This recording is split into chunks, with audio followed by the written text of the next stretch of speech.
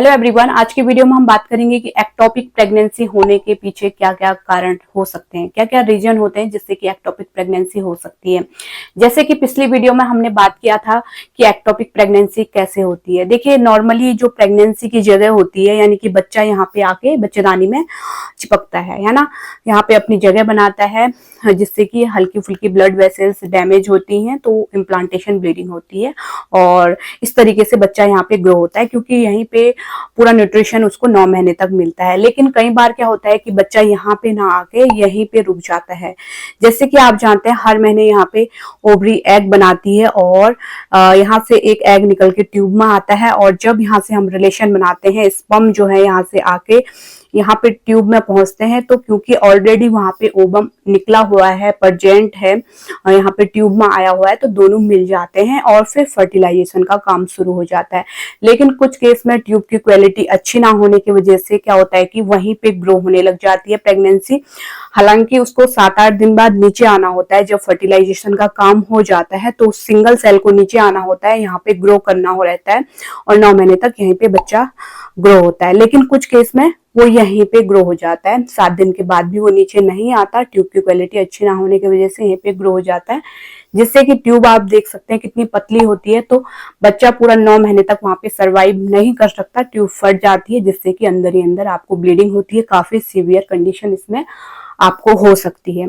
अब इसके पीछे, यानी कि एक्टोपिक प्रेगनेंसी होने के पीछे क्या क्या कारण रहते हैं, ये हम जान लेते हैं। देखिए, एक्टोपिक प्रेगनेंसी ज्यादातर ट्यूब में ही आपको होती है ना, क्योंकि ट्यूब में ही फर्स्ट टाइम एग और स्पर्म मिलते हैं, तो वहीं पे काफी ज्यादा चांस होते हैं आपको एक्टोपिक प्रेगनेंसी होने के। बात कर लेते हैं कि एक्टोपिक प्रेगनेंसी होने के पीछे क्या क्या कारण रहते हैं।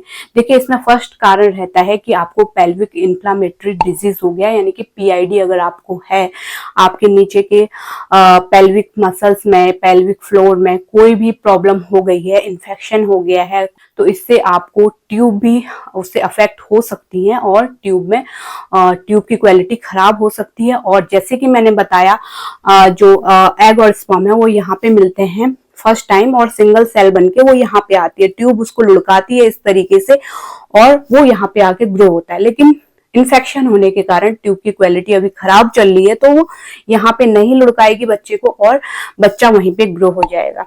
तो पहली कंडीशन ये रहती है। दूसरी कंडीशन की हम बात कर लेते हैं, वो है कि अगर आपकी पहले भी एक्टोपिक प्रेगनेंसी अगर हो गई है, यानी कि पहली प्रेगनेंसी में आपको एक्टोपिक प्रेगनेंसी थी, अगर आपने सर्जरी कराई है, उस केस में क्या होता है कि ट्यूब की क्वालिटी सर्जरी के कारण अच्छी ना होने के कारण वो वहीं पे रुक सकती है ना।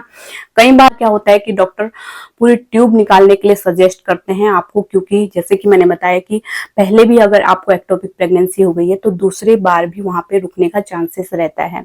लेकिन कई बार महिला इस चीज को नहीं मानती, इस चीज को एक्सेप्ट नहीं करती है, वो सोचती है कि फिर हम प्रेग्नेंट नहीं हो पाएंगे।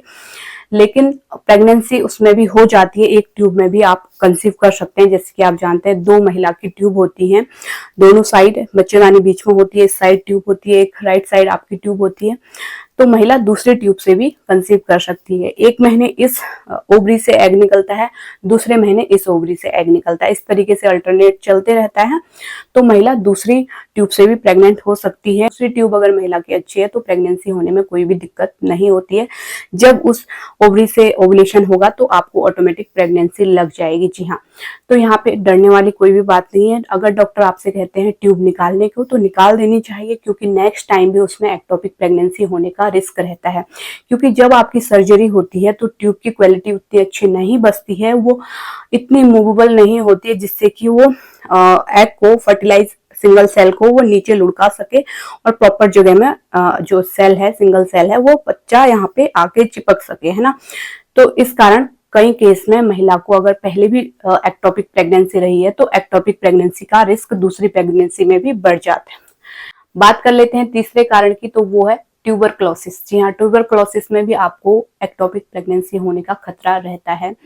चौथा, अगर आपकी सर्जरी हुई है तो भी आपको रिस्क होता है। कोई भी सर्जरी आपकी ट्यूब की हुई है तो इसमें एक्टोपिक प्रेगनेंसी का खतरा रहता है।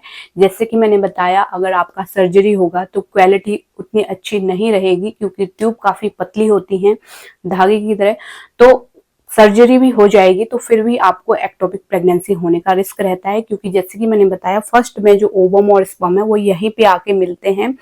तो ट्यूब की क्वालिटी अच्छी रहेगी तो वो जो सिंगल सेल है वो नीचे आ पाएगा, है ना, क्योंकि ट्यूब इस तरीके से मूव करती है जिससे कि अंडा जो सिंगल सेल है वो यहाँ पे बच्चेदानी में आ सके, है ना, यहाँ से फिसल के यहाँ पे आ सके और यहाँ पे ग्रो हो सके प्रॉपर अपनी जगह पे बच्चेदानी पे।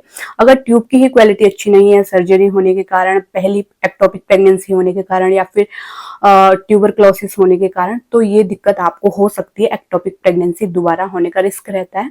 और एक्टोपिक प्रेगनेंसी के ये 4 कारण होते हैं जिससे कि आपको एक्टोपिक प्रेगनेंसी हो सकती है।